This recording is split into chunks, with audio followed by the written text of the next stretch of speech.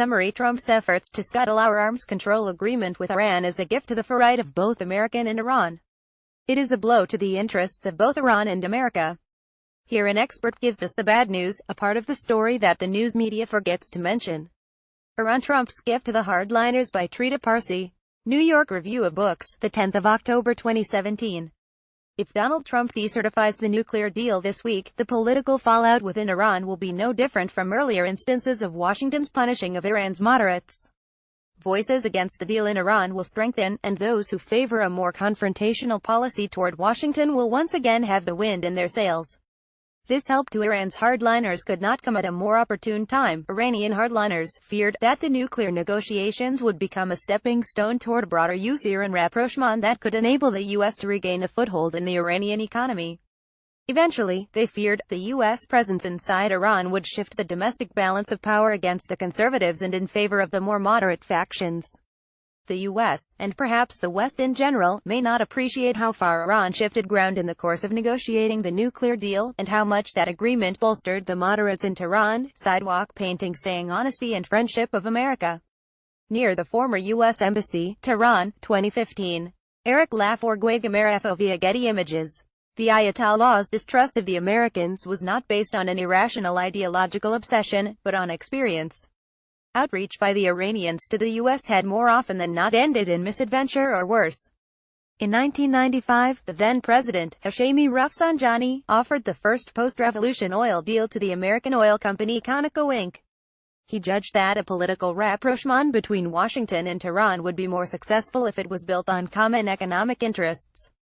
But President Bill Clinton responded by adopting 2 executive orders that effectively killed the Conoco deal and eliminated all U.S. trade with Iran. Available at Amazon. Only weeks after the September 11, 2001, terrorist attacks, moderate forces in Iran serving the reformist President Mohammad Khatami offered the U.S. their help in defeating the Taliban in Afghanistan. The Iranians had been arming and funding the anti-Taliban coalition in Afghanistan for more than a decade. If Tehran could show its strategic utility to Washington, the Iranian government reasoned, then the George W. Bush administration would reciprocate and make possible a thaw in relations.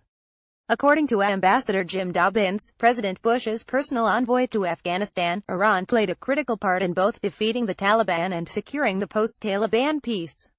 But only weeks after the apex of U.S.-Iran collaboration in Afghanistan, the 2001 Bonn Conference, where a new leader was chosen for the Afghan Interim Authority, Bush identified Iran as part of the axis of evil that included Saddam Hussein's Iraq and Kim Jong-il's North Korea. Tehran was shocked. Once again, its collaboration with the U.S. had been punished, rather than rewarded, by Washington. In March 2003, the Iranians submitted to Washington a comprehensive negotiation proposal through the Swiss ambassador in Tehran. The Swiss government had been tasked by the U.S. with serving as a channel of communication between Washington and Tehran in the absence of direct diplomatic relations. Among other things, the Iranians offered to open their nuclear program up to full transparency, stabilize Iraq and ensure its government would not be sectarian, a goal the Iranians had helped achieve in Afghanistan, and collaborate against terrorist organizations, above all, Al-Qaeda. In return, the Iranians wanted a strategic dialogue with Washington, the lifting of sanctions and a recognition of Iran's legitimate security interests. But the Bush administration never responded. Instead, it reprimanded the Swiss ambassador for having delivered the proposal in the first place. Within the administration, any debate on the matter was shut down by then Vice President Dick Cheney, who simply asserted, "We don't talk to evil." Tehran was befuddled. If Washington was uninterested in changes to Iranian policies that it had itself identified as problematic, then the U.S.'s real problem with Iran was not the country's policies but its power, the Iranians concluded. And while countries can give up or amend policies, they cannot give up power. Available at Amazon. Every time Iran's outreach was rejected, voices for moderation and collaboration within Iran's elite were weakened and silenced, while conservative factions favoring a more confrontational approach rose in influence. The rise of Mahmoud Ahmadinejad and his combative policies in 2005 was directly related to the U.S.'s rejection of the 2003 proposal. If Washington refused dialogue with Tehran when Iran adopted a collaborative approach, the Iranians reasoned, then the clerical regime had no choice but to make that American policy as costly as possible by undermining U.S. interests in the region. The result was that the moderates within Iran's foreign policy elite were deeply marginalized for 8 years. Today, more than 2 years after the nuclear agreement was signed, the conservatives in Tehran can live with the deal and even contemplate security collaboration with Washington in the region. But their fear is that they simply cannot survive the political consequences of American penetration of the Iranian economy. Even in the absence of American involvement in the Iranian economy, the nuclear deal has clearly shifted the domestic balance of power in the direction of the moderates. President Hassan Rouhani and his coalition have won 3 major elections since the deal. The parliament fell into the hands of his coalition. The Assembly of Experts elections saw some of the most hardline clergy lose their seats, and Rouhani won a crushing victory in the presidential election earlier this year. In addition, reformists swept the board in most of Iran's major city council elections, leaving their conservative rivals with no seats at all. This series of political defeats had spread panic in the conservative ranks. But now Trump is coming to their aid. Rather than Rouhani and the moderates benefiting politically from the nuclear deal, Trump's decertification, together with American moves to escalate tensions with Iran in the region, will vindicate Ayatollah Khamenei's narrative of American untrustworthiness, especially among groups in Iran that have long resisted the supreme leader's antipathy for the U.S. Available at Amazon. When Iran is solidly adhering to the nuclear accord, as the International Atomic Energy Agency has verified 8 times since January 2016, yet Trump still wants to kill the deal, then the problem doesn't lie in Tehran. It lies in Washington. By having so naively entrusted Iran's future to the untrustworthy Americans, Iranian conservatives will argue, President Rouhani and his moderates have put the country at risk. The more aggressive Trump's posture in the Middle East becomes, the stronger the hardliners' argument against Rouhani's administration will be. Besides this, Rouhani's plans to reinvigorate the Iranian economy will certainly suffer from the collapse of the nuclear deal. If America's European partners cave to U.S. pressure and either reimpose European Union sanctions on Iran or advise their companies to withdraw from the Iranian market, the economic hit to Iran will be significant.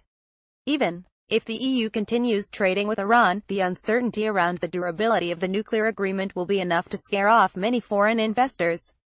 In that case, Rouhani's economic program, on which the political future of Iran's moderates hinges, will be severely hampered.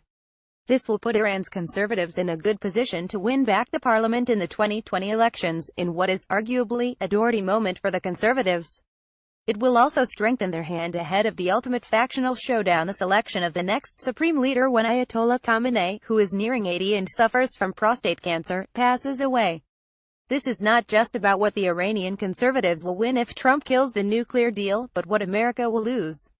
The blow to Iran's moderate forces will be far more consequential than Bush's Axis of Evil declaration and the rejection of the 2003 Grand Bargain proposal. It will take years, perhaps decades, before anyone in the Iranian political elite will dare to suggest any accommodation with Washington. Just as important, it will be a tragedy for an entire generation of young Iranians who strongly favor the deal because they want to be on better terms with the U.S. and who have blamed Tehran more than Washington for the U.S.-Iran enmity. For President Trump to renege on the nuclear agreement will push them to accept the hardliners' anti-American narrative and silence the voices of those in Iran who want to meet America halfway. Subscribe to the New York Review of Books. It deserves to be at the top of your reading pile. About the author. Trita Parsi Persian is the founder and current president of the National Iranian American Council. He regularly authors articles in print, and appears on TV to commentate on foreign policy. He has written 3 books: Treacherous Alliance, The Secret Dealings of Israel, Iran, and the United States 2007, A Single Role of the Dice, Obama's Diplomacy with Iran 2012, and Losing an Enemy, Obama, Iran, and the Triumph of Diplomacy 2017. For more information, important to understand the context of Trump's decision. For 50 years Republicans have fought against treaties that brought peace. If you found this post of use, like us on Facebook and follow us on Twitter. See all posts about Iran, about Iran's conflict with America, about nuclear weapons, and especially these.